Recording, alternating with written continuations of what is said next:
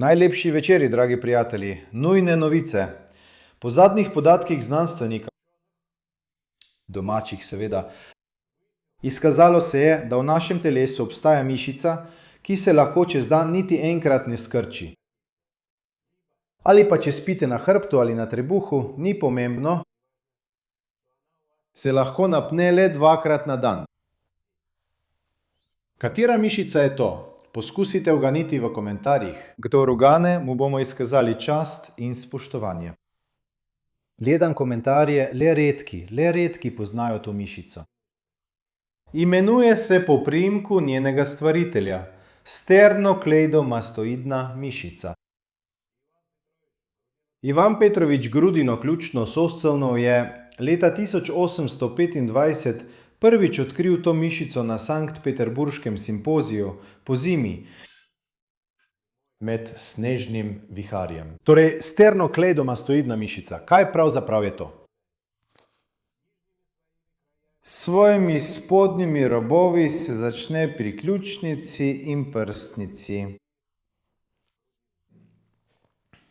Zgornji del se pripenja na bradavičasti odrastek senčnice. To je precej velika mišica v normalnem stanju. Vendar ima pri povprečnem državljanu debelino, ki je primerljiva z vrečko za smeti, njegovi debelini. Zaradi tega preneha opravljati svojo funkcijo, njeno funkcijo pa prevzamejo bližnje mišice. Kakšne funkcije? Funkcije mišice, poleg tega, da ima pomembno vlogo pri podpiranju teže vaše glave, prav tako sodeluje pri obračanju. Kakšno je njeno neposredno gibanje? Obojestransko krčenje, upogibanje glave. Vendar upogibanje, vidite, tukaj stojim, upogibam glavo, v njej ni napetosti, ne sodeluje. Ampak če ležim na hrbtu, dvignem glavo, v tem trenutku se bo napela. Obračanje. Tukaj obračam glavo, čisto majhna napetost te mišice, res minimalna. Kako jo uporabljamo v vsakdanjem življenju? Obračamo glavo, minimalna napetost te mišice. In to je največ, kar ta mišica čez dan naredi. Kdaj se res napne? Ko vstanemo, se uležemo na hrbet. Prav v trenutku, ko se uležeš, vidiš, tukaj je glava v zraku. Tukaj se nam je napela. Potem vstanemo in v tem trenutku se napne, evo, ulegli smo se, vstali, tisti, ki radi poležijo in potem vstanejo, poležijo, vstanejo, pri njih se čez dan vsaj malo aktivira. Torej, sternokleidomastoidna mišica, znaki njene šibkosti, glavoboli v predelu senc, v predelu čela, v predelu ušesa, lahko celo bolečina v predelu temporomandibularnega sklepa, tako imenovane prenesene bolečine. Zakaj se to zgodi? Zato, ker ko oslabi, poleg stopničastih mišic se začnejo prekomerno napenjati tudi mišice, ki dvigujejo lopatico, ki povzročajo preneseno bolečino v celotnem tem predelu. Omejena gibljivost vratu. Da bi obrnili vrat, ga boste morali nekoliko nagniti naprej, ker ni dovolj moči v sternokleidomastoidni mišici, zato je treba nekoliko spremeniti kot gibanja. Naslednje pa tudi šibkost v roki, bolečina. Bolečina v rami, bolečina v roki vzdolž katerega koli živca, ulnarnega, radialnega, medianega. Zaradi česa nastane šibkost sternokleidomastoidne mišice in prekomerna napetost stopničastih mišic, vseh ali ene izmed njih. Med njimi so živci stisnjeni, inervacija roke je motena, roka slabo deluje. Niso tako očitni vzroki, so sporni, ampak vseeno, torej, vpliv obstaja. Če je opisan kronični sinusitisi. Sinusitisi. Kaj je to? Vnetje sluznic, oteklina sluznic, zaradi katere okužba postane kronična. Torej, vnetje sluznice, zaradi česa? Zaradi šibkosti te mišice pride do motenj venskega, morda tudi limfnega odtoka iz področja nosu in obnosnih votlin. Ampak to je pogost pojav. Se zgodi. Ležite na eni strani, ena nosnica ne diha, obrnete se na drugo stran, druga nosnica ne diha. No, pri tem, kot da izcedka iz nosu mi, vnetja ni.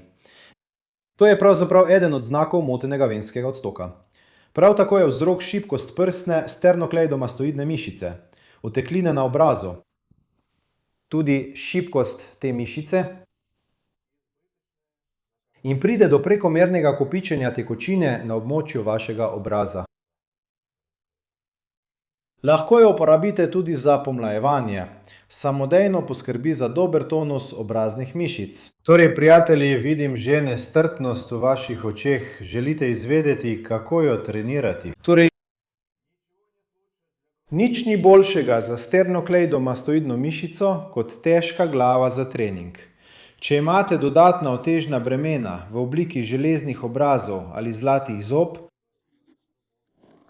ali bujne pričeske, uhane, na primer z jantarjem, to bo v tem primeru še dodatna prednost. Kaj naredimo? Glavo preprosto dvignemo, ležimo na hrbtu, glavo dvignemo in teža glave, ki predstavlja, si predstavljajte, 10% vaše telesne teže. Takoj začne dovolj dobro obremenjevati obe mišici hkrati, tako desno kot levo. Sternokleidomastoidni mišici. V tem položaju bi morali v normalnih pogojih zdržati vsaj 20 sekund. Če tega ne morete narediti, na naslednje bolj zahtevne treninge ne smete preiti. Nadaljevanje. Torej, kako trenirati? Dvigujemo od 5 do 10 sekund v eni seriji, držimo svojo glavo. Na kaj je treba paziti? Ne smemo upogibati glave sem, brada mora biti rahlo obrnjena navzgor, vendar je tudi ne smete preveč nazaj nagniti. Torej, naraven položaj vratu mora ostati, kot da gledate naprej, kot da stojite na polju in gledate v daljavo, v sončni zahod. Naredimo 3 do 4 serije takšnih vaj, med serijami počivamo, lahko počivate do 30 sekund. Naslednja stopnja, ko vam je ta vaja že postala dovolj lahka, lahko trenirate posebej desno in levo.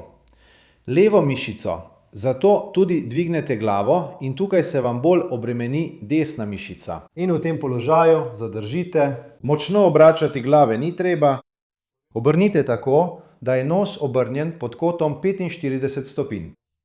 In v tem položaju dvignant glavo.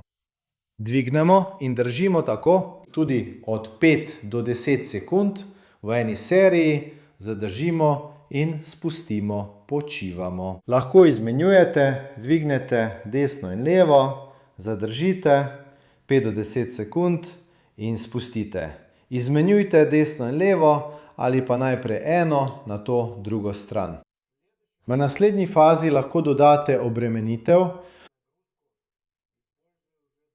Uporabite gibanje, zato pod lopatice položite blazino na tak način. Tako, uležemo se in že iz tega položaja začnemo dvigovati in spuščati glavo. Dvigovati, spuščati. Torej, tukaj se vam pojavi nekoliko večja amplituda gibanja. In v tem položaju lahko že izvajate gibanje. Tukaj. Če je dovolj težko, potem dvignete in popolnoma spustite. Počakate sekundo, dvignete in popolnoma spustite. Če ni pretežko, lahko dvignete in glave popolnoma ne spustite. Torej, ves čas ohranjate napetost teh mišic. Dvignili, spustili, dvignili, spustili. Te vaje bodo za začetek dovolj. Celoten sklop vaj z zahtevnejšimi vajami, tudi z vajami za iztegovalke vratu, sem posebej za vas objavil na povezavi v opisu. Torej, vse te vaje so začetne, z njimi je v vsakem primeru treba začeti, vendar, če imate željo in možnost obnoviti vse mišice vratu na ta način, da ne bi bile samo v tonusu, ampak bi tudi povečale svojo prostornino. Glavna indikacija je, če na primer pogledate v ogledalo in vidite, da je vaš vrat tanek kot gosji vrat, Te vaje morate dodati, da bodo tudi ob obremenitvah ohranile svoj tonus. Zato je celoten, popoln sklop vaj za vas spodaj. Prijazno sem ga dal na voljo po povezavi v opisu. Tako, prijatelji, delite svoje vtise, če ste že poskusili, če nameravate poskusiti, ali če ste si samo ogledali, kako sem poskusil jaz. In kaj naj vam rečem? Do novih oddaj.